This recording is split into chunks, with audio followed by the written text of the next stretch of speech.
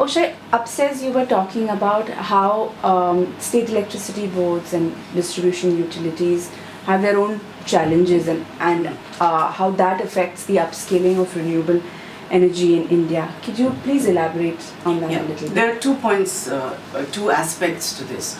One is the fact that the state, the distribution companies have a monopoly legal right over the territory. That is assigned to them.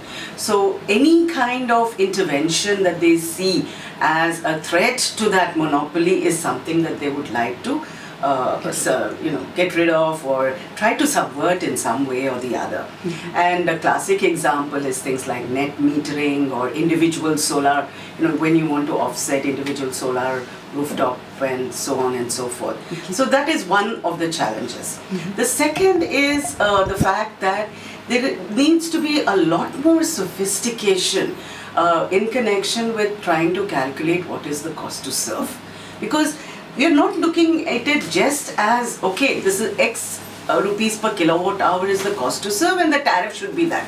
What it also helps in trying to see whether other solutions become viable. The examples I gave was that of Maharashtra regulator who was telling me that distribution company will not reveal, but they have told us that it costs them 22 rupees per kilowatt hour to serve load in a particular remote rural area. Now at that cost, renewable becomes a very viable option. But unless you make these calculations, it's not going to happen. And particularly I find that there is a huge challenge and there is a huge reluctance to actually measure properly and put this data down on the ground. And even if they do have it, their ability to share it so that, and this is what really stymies the kind of intervention that you would like to have at the ground level for RE to come up. Okay. Do you see any sort of, a blocking mindset, as you're saying, with the regulator? Do you see that in the people, the demands, on the demand side? In urban areas especially, there was a gentleman upstairs who asked a question, I think it was a lady upstairs who asked a question about how neighbors, disrupt putting up a rooftop in urban areas. Would you say that that's true? Is that a big problem, or is that just... I really don't know, because we don't have that many initiatives that we have documented or we have seen or anything like that. I gave the example of, say, Andhra Pradesh, which has announced a solar policy, of which net metering is it's allowed. But there was so little communication about that to people.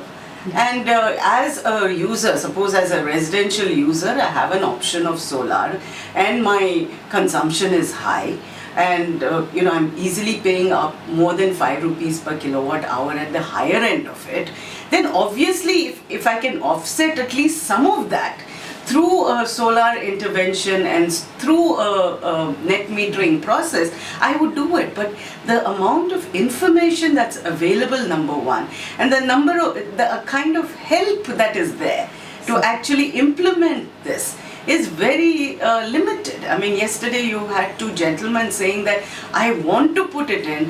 I tried to approach the relevant authorities, but there's no help. Yeah. So now to take you to the solution side of things. How in your opinion do you think we can actually achieve this, scale up renewable energy? There are several ways in which this can be done. One is, of course, through a town planning process, saying that all new buildings must have X, Y, Z. And this has happened and it has had an effect. The problem is we don't really study and keep the data and see how much has been generated, what is the impact of that and things like that. That needs to be done, but it's not done. It's not even done. It's not done by, say, the distribution companies or the implementing agencies. It becomes a kind of a works-related thing. That is the money. This is what you have to do, and that's the end of it. That's it. So through a town planning process, municipalities bringing in solar street lighting and so on and so forth. That that is one kind of capacity that needs to be built. The second is through the building codes. One is street lighting. The second is the building codes and so on. And then track to see whether they're doing it right or not. The third I said was also the fact that you have captive generators who are an obligated entity under the RPO. To date, I have not seen any regulatory commission which has actually tracked to see how many of the captive generating units are serving their RPO obligations. So that needs to be done. And then of course at the individual level, at least the kind of saying, yes, solar is possible, demonstrate, let people come and say, I want a solar option, and ask for it and get it, without too much of a hassle. And that it can be done, but I feel that as long as the distribution companies who are the people on the ground, as it were, now if they are not interested, then or they find it as a threat to their fiefdom, to their monopoly, it needs a huge capacity building or a awareness exercise that needs to be done. And the other point I made was the way demand forecasting is done. It's a very rudimentary kind of an exercise. You need to put in what is the load you are serving, what is the daily load, weekly load, how can it be met through an RE. There was one person who said it's not true. You don't have the peak comes at 10 o'clock and water heating, it will not serve the purpose. It may be or may be not true in one particular area, but all of us know that each area is different. And who better than a distribution company to be able to do this kind of load forecasting for cities, for towns, and then decide whether this kind of an intervention, a PV lighting intervention for evening load, or a solar water heating system for a morning, to shave off the morning peak, that load, or purely because we are in a situation of so much shortage, purely if any kind of RE comes in, the residual power is available to send it to where it ought to go and cut down on your load shedding. That's true. So you're saying somewhere municipalities and distribution companies and maybe state governments have to take ownership of these initiatives to help this it doesn't one is at the policy level, we say yes, this can be done, but unless you work at that level, and municipalities need to know. I know we did a pilot project some time back, street lighting with LED lights, solar street lighting for a village.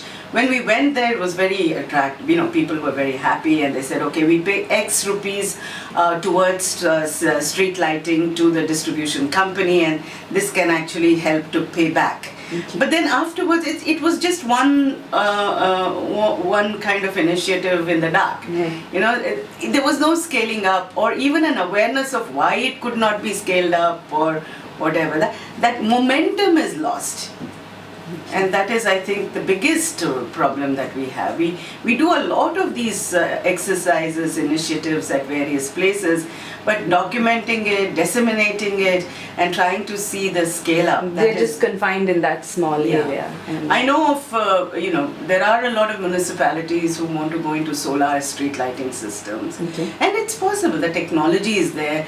You have enough technology, even, it looks at the lumens that the lighting that is naturally available, and then it switches on automatically, switches off automatically. And in fact, there is technology that on stretches of road that's not used very much, maybe after 12 o'clock, alternate lights could go off. There are lots of things you can do. But do the municipalities understand? Do they understand? Do they even understand things like how much fossil fuel energy you're saving by doing this? That's not there. No, they have to be willing to change it. Yeah, willing to change it, and you need to work with many more organizations. It's not just the NetCap and. The discoms have to be bought in, the town planners, the municipalities. So unless that happens, you won't see this. You will find the megawatts coming in from large projects, but you won't see this bottom-up approach. I think